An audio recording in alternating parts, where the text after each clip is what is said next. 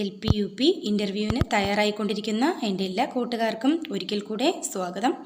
അപ്പോൾ ഇതുവരെ ഇൻ്റർവ്യൂ ബോർഡിൻ്റെ ഭാഗത്തുനിന്ന് ചോദിച്ച ചില ചോദ്യങ്ങളും അവയുടെ മറുപടികളുമാണ് നമ്മുടെ ക്ലാസ്സുകളിൽ സ്ഥിരമായിട്ട് ചർച്ച ചെയ്ത് വരുന്നത്. അപ്പോൾ തുടർന്നുള്ള ക്ലാസ്സുകളിലും അത്തരത്തിലുള്ള കാര്യങ്ങളായിരിക്കും നമ്മൾ എന്ത് ചെയ്യുന്നത്, ചർച്ച ചെയ്യുന്നത്. അപ്പോൾ ഇതുവരെയുള്ള ഇൻ്റർവ്യൂ ബോർഡിൻ്റെ ഭാഗത്തു നിന്ന് ചോദിച്ച ചോദ്യങ്ങൾ അങ്ങനെ തീരെ കടുകട്ടിയായിട്ടുള്ള ചോദ്യങ്ങളൊന്നും നമുക്ക് ചെയ്യാൻ പറ്റാത്തതായിട്ടോ അല്ലെങ്കിൽ പറയാൻ കഴിയാത്തതോ ആയിട്ടുള്ള ചോദ്യങ്ങൾ വളരെ കുറവായിരുന്നു എന്നുള്ളതാണ് യാഥാർത്ഥ്യം. അതായത് നമ്മളെക്കൊണ്ട് കഴിയുന്ന രീതിയിലുള്ള നമ്മൾ പറയാൻ കഴിയുന്ന ഉദ്യോഗാർത്ഥികൾക്ക് പറയാൻ കഴിയുന്ന രീതിയിലുള്ള ചോദ്യങ്ങളായിരുന്നു ഏറെയും എന്നാണ് എനിക്ക് അറിയാൻ കഴിഞ്ഞിട്ടുള്ളത്. അപ്പോൾ ചോദിക്കുന്ന ചോദ്യങ്ങളൊക്കെ വളരെ സാധാരണയും വളരെ നമുക്ക് വളരെ പെട്ടെന്ന് തന്നെ പറയാൻ കഴിയുന്ന രീതിയിലുമുള്ളതുമാണ്. പക്ഷേ പറയുന്ന ഉത്തരങ്ങൾക്കുള്ള ക്ലാരിറ്റിക്കാണ് പ്രാധാന്യം നമ്മൾ കൊടുക്കേണ്ടതല്ലേ. നിസ്സാരമായിട്ടുള്ള ചോദ്യങ്ങളായിരുന്നാലും അതിന് നമ്മൾ നൽകുന്ന മറുപടിക്കായിരിക്കണം പ്രാധാന്യം. അങ്ങനെ ചോദിച്ച 1-2 കാര്യങ്ങളാണ് കേട്ടോ ഇന്നത്തെ ക്ലാസ്സിൽ ചർച്ച ചെയ്യാനായിട്ട് പോകുന്നത്. ക്ലാസ് തീർച്ചയായിട്ടും നിങ്ങൾക്ക് യൂസ്ഫുൾ ആയിരിക്കും. അതുകൊണ്ട് തന്നെ ലൈക്ക് ചെയ്തിട്ട് കാണാൻ ശ്രമിക്കുക. അതുപോലെ തന്നെ തുടർന്നുള്ള ക്ലാസ്സുകൾ കാണാനായിട്ട് ചാനൽ സബ്സ്ക്രൈബ് ചെയ്യുക.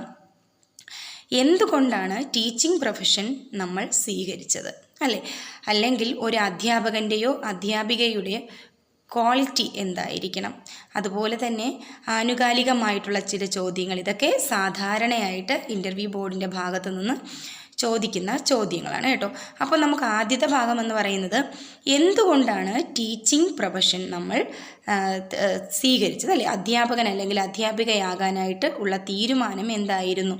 അപ്പോൾ സാധാരണ പലരും പറയുന്ന കേട്ടിട്ടുണ്ട് അപ്പോൾ എന്താണ്, പേരൻസ് അച്ഛനും അമ്മയും അധ്യാപകരായതുകൊണ്ട് നമുക്കും അധ്യാപനം മതി എന്ന് തീരുമാനിച്ചു എന്ന് ചിലർ പറയുന്നത് കേട്ടിട്ടുണ്ട്. അതുപോലെ തന്നെ ജീവിതത്തിൽ ഏറ്റവും സേഫായിട്ടുള്ള ജോലിയാണ് അധ്യാപനം എന്ന് പറയുന്നത് കേട്ടിട്ടുണ്ട്. അപ്പോൾ ഇത്തരത്തിലുള്ള മറുപടികൾ ഒരുപാടുണ്ടായിരിക്കും നമുക്ക് പറയാനായിട്ട്. പക്ഷേ നമ്മൾ ഇൻ്റർവ്യൂവിൻ്റെ ഭാഗത്തു നിന്ന് പറയുമ്പോൾ അല്ലെങ്കിൽ അവരുടെ ചോദ്യത്തിന് മറുപടിയായിട്ട് നമ്മളത് പറയുമ്പോൾ എന്തായിരിക്കും പറയേണ്ടത്? ഒരു അധ്യാപകനോ അധ്യാപികയോ ഇപ്പോൾ ഏതൊരു ജോലിയായിരുന്നാലും നമ്മുടെ സമൂഹം അല്ലെ സൊസൈറ്റിക്ക് എന്താവണമെന്നാണ് ഒരു ഉദ്യോഗാർത്ഥി അല്ലെങ്കിൽ ഒരു വ്യക്തിക്ക് അവനെക്കൊണ്ട് സമൂഹത്തിൽ അല്ലെങ്കിൽ സൊസൈറ്റിക്ക് എന്ത് നേട്ടം ഉണ്ടാകണം എന്നുള്ളതാണ് പ്രാധാന്യം.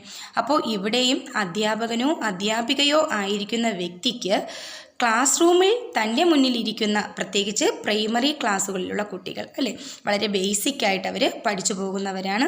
വീട്ടിൽ നിന്നും സ്കൂളിലോട്ട് എത്തുന്ന ആ സമയമാണ് അത്രയും ചെറിയ കുട്ടികളാണ് നമ്മുടെ മുന്നിലിരിക്കുന്നത്. അപ്പം അവരെ നമ്മൾ എന്ത് ചെയ്യണം? സമൂഹത്തിന് വിലപ്പെട്ട മക്കളാക്കി മാറ്റുന്നതിനുള്ള ഉത്തരവാദിത്വം എല്ലാ അധ്യാപകനും അധ്യാപികയ്ക്കുമുണ്ട് ഉണ്ട് എന്നല്ല, നമ്മൾ അങ്ങനെ ആകണമെന്ന് തന്നെയാണ് സമൂഹത്തിൽ വിലപ്പെട്ട തൻ്റെ മുന്നിലിരിക്കുന്ന കുട്ടികളെ അല്ലെങ്കിൽ തൻ്റെ മുന്നിലിരിക്കുന്ന തൻ്റെ മക്കളെ എന്താക്കണം? സമൂഹത്തിന് ഏറ്റവും വിലപ്പെട്ട കുട്ടികളാക്കി മാറ്റേണ്ട ഉത്തരവാദിത്വം അധ്യാപകനാണ്.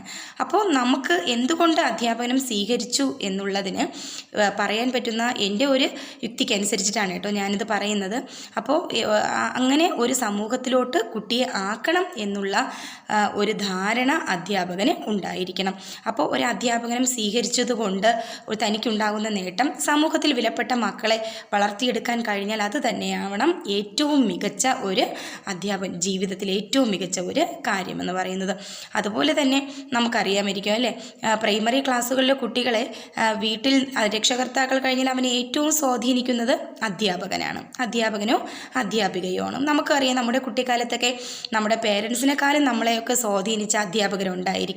അതുപോലെ തന്നെയാണ് ഇന്നത്തെ കുട്ടികളും. അവരുടെ മുന്നിൽ അവരുടെ കാഴ്ചപ്പാടിൽ അധ്യാപകൻ തന്നെയാണ് അവരുടെ റോൾ മോഡൽ എന്ന് പറയുന്നത് അപ്പോൾ അതുകൊണ്ട് തന്നെ ആ സ്വാധീനം നമ്മളും അവരിൽ ഉണ്ടാക്കണം എന്നുള്ളതാണ്. ആ സ്വാധീനം കുട്ടിയിൽ ഉണ്ടാകുന്നതിലൂടെ സമൂഹത്തിൽ അവനെ എന്ത് ചെയ്യാൻ പറ്റും? നല്ലൊരു പൗരനാക്കി മാറ്റാൻ ഒരു അധ്യാപകനോ അധ്യാപികയ്ക്കോ സാധിക്കും. അപ്പോൾ എന്തുകൊണ്ട് ടീച്ചിങ് സ്വീകരിച്ചു എന്ന് പറയുന്നതിലൂടെ ടീച്ചിങ് എന്ന് പറയുന്നതിൻ്റെ ആ ഒരു പ്രൊഫഷൻ്റെ ഒരു ലക്ഷ്യം തന്നെ അതായിരിക്കണം തൻ്റെ മുന്നിലിരിക്കുന്ന കുട്ടികളെ ഏറ്റവും മികച്ചവരാക്കി മാറ്റണം എന്നുള്ളത് തന്നെയാണ് അധ്യാപകൻ്റെയോ അധ്യാപികയുടെയോ ലക്ഷ്യമെന്ന് പറയുന്നത്. എൻ്റെ യുക്തിക്കനുസരിച്ചിട്ടുള്ള കാര്യങ്ങളാണ് കേട്ടോ നിങ്ങളോട് ചർച്ച ചെയ്യുന്നത്. അപ്പോൾ നിങ്ങൾക്ക് ഇതിലധികം എന്ത് ചെയ്യാൻ പറ്റും, പറയാനായിട്ട് സാധിക്കും. അപ്പോൾ അത് എന്ത് ചെയ്യുക, പ്രിപ്പയർ ചെയ്ത് അത് പറയുക. അതുപോലെ തന്നെ അടുത്ത് ചോദിക്കുന്ന കാര്യമാണ് ക്വാളിറ്റീസ് എന്തായിരിക്കണം, ഒരു അധ്യാപകൻ്റെ ഗുണങ്ങൾ എന്താകണമെന്നുള്ളത്.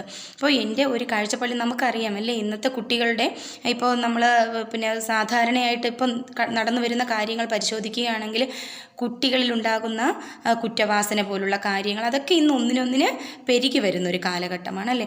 അപ്പോൾ ചില കുട്ടികളെങ്കിലും പറയുന്നത് നമുക്ക് കേൾക്കാൻ സാധിക്കും, അവരെ ശ്രദ്ധിക്കാനോ അല്ലെങ്കിൽ അവരെ കേൾക്കാനോ ആരും തന്നെ ഇല്ല. അവരുടെ മനസ്സിലുള്ള വികാരങ്ങൾ അല്ലെങ്കിൽ അവരുടെ കാര്യങ്ങൾ പറയാനോ ആരോടെങ്കിലും പറയുവാനോ ഉള്ള ഒരു സന്ദർഭം കുട്ടികൾക്ക് കിട്ടുന്നില്ല എന്നൊരു കാര്യം നമുക്ക് കേൾക്കാനായിട്ട് പല സാഹചര്യങ്ങൾ കേൾക്കാൻ കഴിയുന്നുണ്ട്. അതുകൊണ്ട് തന്നെ ഒരു മികച്ച അധ്യാപകൻ ഉണ്ടായിരിക്കേണ്ട ആദ്യത്തെ ക്വാളിറ്റി എന്ന് പറയുന്നത് നല്ലൊരു ശ്രോതാവായിരിക്കുക എന്നുള്ളതാണ് അല്ലേ. കുട്ടി പറയുന്ന കാര്യങ്ങൾ അല്ലെ, തൻ്റെ മുന്നിലിരിക്കുന്ന കുട്ടികൾ പറയുന്ന കാര്യങ്ങൾ കേൾക്കാനുള്ള ഒരു സന്മനസ് അല്ലെങ്കിൽ നല്ലൊരു ശ്രോതാവായിരിക്കണം അധ്യാപകൻ. ഇപ്പോൾ ക്ലാസ്സിൽ വരുമ്പോൾ പഠിപ്പിക്കുക അല്ലെങ്കിൽ താൻ പ്രിപ്പയർ ചെയ്ത് വരുന്ന കാര്യങ്ങൾ ഒരു പീരീഡ് കൊണ്ട് പഠിപ്പിച്ച് തീർക്കുക അല്ലെങ്കിൽ ഒറ്റ ദിവസം കൊണ്ട് എങ്ങനെ കുട്ടികളുടെ മുന്നിൽ അവതരിപ്പിക്കാം എന്നുള്ളൊരു പ്ലാനിങ്ങിലായിരിക്കും അധ്യാപകൻ ക്ലാസ്സിലെത്തുന്നത്, നമ്മൾ ഉൾപ്പെടെയുള്ള എല്ലാവരും. പക്ഷേ ക്ലാസ്സിലെത്തുന്ന സമയത്ത് ക്ലാസ്സിലിരിക്കുന്ന കുട്ടികളിൽ ചിലർക്കെങ്കിലും എന്തെങ്കിലും ഒരു അത് മാനസികമായിട്ടുള്ള പ്രശ്നമോ എന്തെങ്കിലും ഒരു പ്രശ്നം നേരിടുന്ന കുട്ടി ഉണ്ടായിരിക്കും അല്ലേ.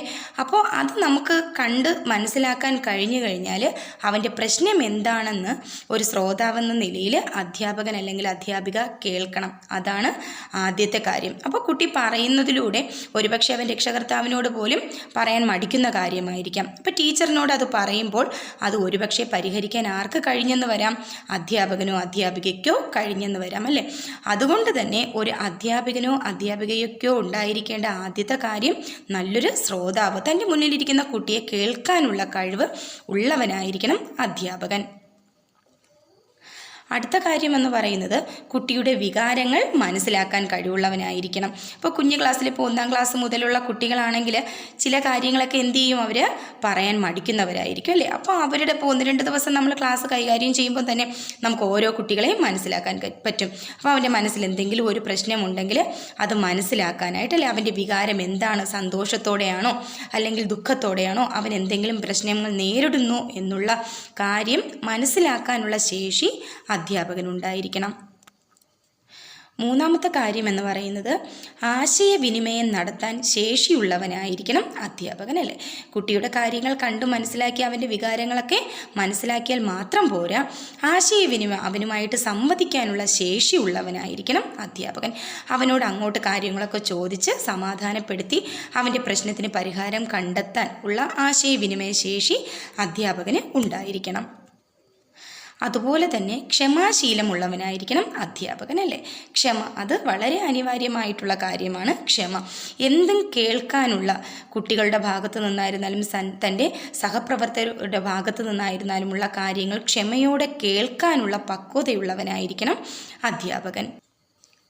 അതുപോലെ തന്നെ ആനുകാലികമായിട്ടുള്ള കാര്യങ്ങൾ അല്ലെ, കറണ്ടായിട്ടുള്ള കാര്യങ്ങൾ, റീസെൻ്റ് ആയിട്ടുള്ള കാര്യങ്ങൾ വളരെ വേഗം തന്നെ അറിയുന്ന വ്യക്തിയായിരിക്കണം. അതായത് പത്രവായന, വാർത്തകൾ മനസ്സിലാക്കുക അല്ലേ. ഇപ്പോൾ നമുക്ക് നടക്കുന്ന കാര്യങ്ങളെയൊക്കെ കുറിച്ചുള്ള ഒരു ബോധം അല്ലേ, അത് അധ്യാപകന് ഉണ്ടായിരിക്കണം. പെട്ടെന്ന് എന്ത് ചെയ്യുക, സമൂഹത്തിൽ നടക്കുന്ന കാര്യങ്ങൾ, മാറ്റങ്ങൾ എന്തൊക്കെയാണ്, ഇതെല്ലാം തന്നെ ഒരു അധ്യാപകൻ അറിഞ്ഞിരിക്കണം. അപ് ടു ഡേറ്റ് ആയിട്ടുള്ള കാര്യങ്ങൾ മനസ്സിലാക്കുന്നവനായിരിക്കണം അധ്യാപകൻ. തൻ്റെ മുന്നിലിരിക്കുന്ന കുട്ടി ചിലപ്പോൾ ഒരു ദിവസം രാവിലെ ക്ലാസ്സിൽ പോകുമ്പോഴായിരിക്കാം കുട്ടി എന്ത് ചെയ്യുന്നത്, അവൻ്റെ വീട്ടിലുള്ള രക്ഷകർത്താവോ മറ്റാരെങ്കിലും അല്ലെങ്കിൽ അവൻ ടി വിയിൽ കാണുന്ന എന്തെങ്കിലും ഒരു ന്യൂസിനെ കുറിച്ച് നമ്മളോട് ചോദിക്കുന്നത്. അപ്പോൾ നമ്മൾ അറിയാതെ പോയി കഴിഞ്ഞാൽ എന്താണ്, അതവിടെ വലിയ പ്രശ്നം ഉണ്ടാവും അല്ലേ. അപ്പോൾ കുട്ടിക്ക് നമുക്കത് പറഞ്ഞു കൊടുക്കാൻ കഴിയുന്നില്ല. അപ്പോൾ നമുക്ക് എന്താ മറുപടി ഉള്ളത്, നോക്കട്ടെ പറയാമെന്നൊക്കെ ആയിരിക്കും. പക്ഷേ നമ്മൾ ആ കാര്യം നേരത്തെ അറിഞ്ഞു കഴിഞ്ഞാൽ കുട്ടി ചോദിക്കുന്നതിനുള്ള ഉത്തരം നമുക്ക് വളരെ വേഗം തന്നെ പറഞ്ഞു കൊടുക്കാനായിട്ട് സാധിക്കും. നല്ലൊരു അധ്യാപകനായാൽ കുട്ടികളെ പ്രവർത്തന സജ്ജനാക്കാനുള്ള കഴിവുണ്ടായിരിക്കണം അല്ലേ. പ്രവർത്തന സജ്ജരാക്കുക എന്ന് വെച്ചാൽ ഇപ്പോൾ ക്ലാസ്സിലിരിക്കുന്ന കുട്ടികൾ ചിലർ 1-2 പേര് നല്ല രീതിയിൽ ആക്റ്റീവ് ആയിരിക്കുന്ന കുട്ടികളുണ്ടായിരിക്കും. എന്നാൽ ചിലരെങ്ങനെയായിരിക്കാം, പിന്നോക്കം വലിയുന്നവരായിരിക്കും അല്ലേ. ചില പ്രവൃത്തികൾ ചെയ്യുന്ന കുട്ടികൾ, ഇപ്പോൾ നമ്മൾ ഗ്രൂപ്പ് ആക്ടിവിറ്റീസ് കൊടുത്താലും ഒരു 5 പേരടങ്ങുന്ന ഗ്രൂപ്പ് കൊടുത്താൽ 2 പേര് ചിലപ്പോൾ നന്നായിട്ട് പ്രവർത്തനങ്ങൾ ചെയ്യുന്നവരായിരിക്കും. ബാക്കി 3 പേരെങ്ങനെയായിരിക്കും, അതിനോടൊന്നും സഹകരിക്കാനായിട്ട് താല്പര്യം കാണിക്കാത്തവരായിരിക്കും. എന്നാൽ നല്ലൊരു ടീച്ചർക്ക് എല്ലാ കുട്ടികളെയും താൻ കൊടുക്കുന്ന പ്രവർത്തനങ്ങളിൽ ഉൾപ്പെടുത്താൻ കഴിവുള്ളവനായിരിക്കും അല്ലേ. കുട്ടികളെ കൊണ്ട് അധ്യാപകൻ അത് ചെയ്തിരിക്കണം. അപ്പം കുട്ടികൾക്ക് ചെയ്യാൻ കഴിയുന്ന അനുയോജ്യമായിട്ടുള്ള പ്രവർത്തനങ്ങൾ കൊടുക്കാൻ പ്രാപ്തിയുള്ളവനായിരിക്കണം ഒരു നല്ല അധ്യാപകൻ. അതുപോലെ തന്നെ നല്ലൊരു ലേണറായിരിക്കണം അല്ലേ, നല്ലൊരു പഠിതാവായിരിക്കണം അധ്യാപകൻ. നമ്മൾ സ്ഥിരം കേട്ടിട്ടുള്ള കാര്യങ്ങൾ തന്നെയാണ്. നല്ലൊരു പഠിതാവെന്ന് പറയുമ്പോൾ എന്താണ്, കുട്ടിക്കൊപ്പം തന്നെ പഠനം നടത്തുന്ന വ്യക്തിയും കൂടെ ആയിരിക്കണം നല്ലൊരു അധ്യാപകൻ. നിരന്തരം പഠിച്ചുകൊണ്ടിരിക്കുന്ന ആളായിരിക്കണം അധ്യാപകൻ. മാത്രമല്ല വിവരസാങ്കേതിക വിദ്യയുമായിട്ട് മികച്ച ധാരണയുള്ളവനായിരിക്കണം ഒരു അധ്യാപകൻ അല്ലേ. എന്താണ് വിവരസാങ്കേതിക വിദ്യ? IT-യുമായിട്ട് ബന്ധപ്പെട്ട കാര്യങ്ങൾ അല്ലേ. അതായത് കുട്ടികൾ എന്തെങ്കിലും ഒരു കാര്യം ചോദിച്ചാൽ തന്നെ നമ്മൾ പെട്ടെന്ന് എന്ത് ചെയ്യും, മൊബൈൽ ഓപ്പൺ ചെയ്തിട്ട് ഗൂഗിൾ എന്തെങ്കിലും സെർച്ച് ചെയ്തിട്ട് നമ്മൾ അതിനുള്ള മറുപടി കുട്ടിക്ക് പറഞ്ഞു കൊടുക്കും. അതുപോലെ തന്നെ കമ്പ്യൂട്ടർ പോലുള്ള കാര്യങ്ങൾ ഇതെല്ലാം ഓപ്പറേറ്റ് ചെയ്യാനും ആ വിവരസാങ്കേതിക വിദ്യയെക്കുറിച്ചുള്ള ധാരണ നല്ലപോലെ ഉള്ളവനായിരിക്കണം ഒരു അധ്യാപകൻ. ഇപ്പോൾ നമ്മുടെ മുന്നിലിരിക്കുന്ന കുട്ടികൾ നമ്മളെക്കാളുമൊക്കെ എത്രയോ മികച്ചവരായിരിക്കും അല്ലേ. അവർക്ക് നമ്മളെക്കാളുമൊക്കെ ഉള്ള കാര്യങ്ങൾ, എല്ലാ കാര്യങ്ങളെക്കുറിച്ചും അവർക്ക് നല്ല ധാരണ. വീട്ടിൽ കമ്പ്യൂട്ടറോ മൊബൈൽ ഫോണോ ഒന്നുമില്ലെങ്കിലും എന്ത് ചെയ്യും, ഫോണില്ലാത്ത വീടുകളില്ലല്ലോ. അപ്പോൾ അതിൽ കൂടുതലായിട്ട് കുട്ടികൾ കാര്യങ്ങൾ അന്വേഷിക്കാനും കണ്ടെത്താനും ഒക്കെ ഉള്ള പ്രാപ്തിയുള്ളവരാണ് ഇന്നത്തെ കുട്ടികളെന്ന് പറയുന്നത്. അപ്പോൾ അവർക്കൊപ്പം നിന്ന് എന്ത് ചെയ്യണം, അവരുടെ പഠന കാര്യങ്ങളിൽ വിവരസാങ്കേതിക വിദ്യ ഉപയോഗിച്ചിട്ടുള്ള, ഇപ്പം നമുക്കറിയാം ക്ലാസ് റൂമുകൾ, സർക്കാർ സ്കൂളുകളിലെ ക്ലാസ് റൂമുകളിലൊക്കെ എന്തുണ്ട്, പ്രൊജക്ടറുകളുണ്ട് അല്ലേ. അപ്പോൾ അതൊക്കെ എന്ത് ചെയ്യണം, നമ്മൾ പഠിപ്പിക്കുന്ന പാഠഭാഗവും അതിലൂടെ എന്ത് ചെയ്യാം, കുട്ടിക്ക് അതിലെ കാര്യങ്ങളൊക്കെ എന്ത് ചെയ്യാം, കാണിച്ചു കൊടുക്കാം അല്ലേ. പ്രവർത്തനങ്ങൾ നമുക്ക് അതിലൂടെ കുട്ടിക്ക് പറഞ്ഞു കൊടുക്കാം. അപ്പോൾ നമ്മൾ പഠിപ്പിക്കുന്നതിനേക്കാളും വിവരസാങ്കേതിക വിദ്യയുടെ സഹായത്തോടെ പഠിപ്പിക്കുമ്പോൾ അവൻ എന്ത് ചെയ്യുന്നു, ഒന്നും തന്നെ മറക്കാതെ അവൻ്റെ മനസ്സിൽ സൂക്ഷിക്കാനായിട്ട് സാധിക്കും. അത് വളരെ ഇൻട്രസ്റ്റോടുകൂടെ കുട്ടികൾ കാണുകയും ചെയ്യും. അത് വളരെ നല്ലൊരു കാര്യം തന്നെയാണ് അല്ലേ. അപ്പം അത്തരം അറിവ് ആദ്യം അധ്യാപകനുണ്ടെങ്കിൽ മാത്രമേ കുട്ടിക്ക് നമുക്കത് പറഞ്ഞു കൊടുക്കാനായിട്ട് സാധിക്കുകയുള്ളൂ. ഇൻ്റർവ്യൂവിൻ്റെ ഭാഗത്ത് നിന്ന് അപ്പോൾ നല്ലൊരു അധ്യാപകൻ ഉണ്ടായിരിക്കേണ്ട ഗുണങ്ങൾ അല്ലെങ്കിൽ ക്വാളിറ്റീസ് ഓഫ് എ ടീച്ചർ അല്ലേ, നല്ല ഒരു അധ്യാപകൻ ഉണ്ടായിരിക്കേണ്ട ഗുണങ്ങൾ എന്താണ് എന്നൊരു ചോദ്യം വന്നു കഴിഞ്ഞാൽ, അപ്പോൾ എനിക്ക് ഏറ്റവും പ്രധാനമെന്ന് തോന്നിയ പോയിന്റുകളാണ് കേട്ടോ ഞാൻ ആദ്യം പറഞ്ഞത്. അപ്പോൾ എൻ്റെ ഒരു ഇതനുസരിച്ചിട്ട് ഞാൻ പറഞ്ഞതാണ്. അപ്പോൾ നിങ്ങൾക്ക് ഇതിലും അധികം നന്നായിട്ട് എന്ത് ചെയ്യാൻ പറ്റും, നല്ല അധ്യാപകൻ്റെ ക്വാളിറ്റികൾ എന്താണെന്നുള്ളത് പറയാനായിട്ട് സാധിക്കും. അപ്പോൾ അതിനനുസരിച്ചിട്ട് എന്ത് ചെയ്യുക, പ്രിപ്പയർ ആയിട്ട് പോവുക. ഇനി മറ്റൊരു കാര്യം എന്ന് പറയുന്നത് കമൻറ്റ് സെക്ഷനിൽ വന്നിട്ടുള്ള 1-2 സംശയങ്ങളായിരുന്നേ. അപ്പോൾ ഞാൻ ആദ്യമേ എൻ്റെ ഒരു എക്സ്പീരിയൻസിൻ്റെ ഇത് പറഞ്ഞപ്പോൾ ഞാൻ പറഞ്ഞിട്ടുണ്ടായിരുന്നു, ഞാൻ മലയാളം ലിറ്ററേച്ചറാണ് BEdും PGയും അത് തന്നെയാണ് ചെയ്തിട്ടുള്ളത്. അപ്പോൾ ഈ സാഹിത്യപരമായിട്ടുള്ള കാര്യം 1-2 ക്വസ്റ്റ്യൻസൊക്കെ എന്നോട് ചോദിച്ചിട്ടുണ്ടായിരുന്നു. ഉൽപ്രേക്ഷയെക്കുറിച്ചും അലങ്കാരം, അതിൻ്റെ ലക്ഷണങ്ങൾ അല്ലെങ്കിൽ ഉദാഹരണങ്ങൾ പറയാനൊക്കെ പറഞ്ഞിട്ടുണ്ടായിരുന്നു. അതുപോലെ തന്നെ ബാലസാഹിത്യ കൃതികളെക്കുറിച്ച് ആരൊക്കെയാണ് ബാലസാഹിത്യകാരന്മാരെന്നൊക്കെ ഉള്ള കാര്യങ്ങളും എന്നോട് ചോദിച്ചിട്ടുണ്ടായിരുന്നേ. അതുപോലെ തന്നെ ഇപ്പോൾ അറിയാം, ഭാഷ പഠിപ്പിക്കുക ഏതൊരു അധ്യാപകനായിരുന്നാലും ശരി തന്നെ കറണ്ട് അഫേഴ്സ് ക്ലിയർ ആയിട്ട് നോക്കിയിട്ട് പോകണം കേട്ടോ. അപ്പോൾ കറണ്ട് അഫേഴ്സ് റീസെൻ്റ് ആയിട്ടുള്ള കാര്യങ്ങൾ കുറേയേറെ ഇൻ്റർവ്യൂ ബോർഡിൻ്റെ ഭാഗത്തുനിന്ന് ചോദിച്ചതായിട്ട് അറിയാൻ കഴിഞ്ഞു.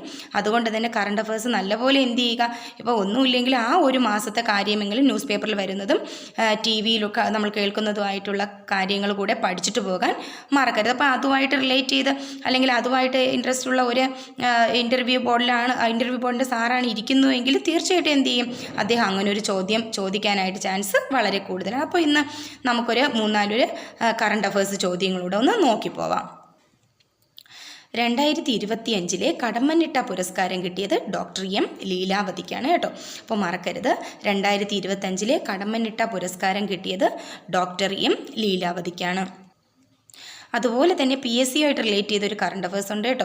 അതായത് രാജ്യത്തെ തന്നെ ആദ്യത്തെ PSC മ്യൂസിയം, രാജ്യത്ത് ഇതുവരെ അങ്ങനെ ഒരു PSC മ്യൂസിയം എന്നൊരു സംഭവം നമ്മൾ കേട്ടിട്ടില്ല. പക്ഷേ നമ്മുടെ ഇന്ത്യയിലെ ആദ്യത്തെ PSC മ്യൂസിയം ഉദ്ഘാടനം ചെയ്തു. എവിടെയാണെന്ന് കേട്ടാൽ തിരുവനന്തപുരം പട്ടം PSC ഹെഡ് ഓഫീസാണ് കേട്ടോ. അതിനോട് ചേർന്നിട്ടാണ് PSC മ്യൂസിയം ഇനാഗുറേറ്റ് ചെയ്തത്. നമ്മുടെ CM ആയ പിണറായി വിജയനാണ് ഉദ്ഘാടനം ചെയ്തത്. അപ്പോൾ ആ കാര്യം മറക്കാതെ ഓർത്ത് വയ്ക്കുക.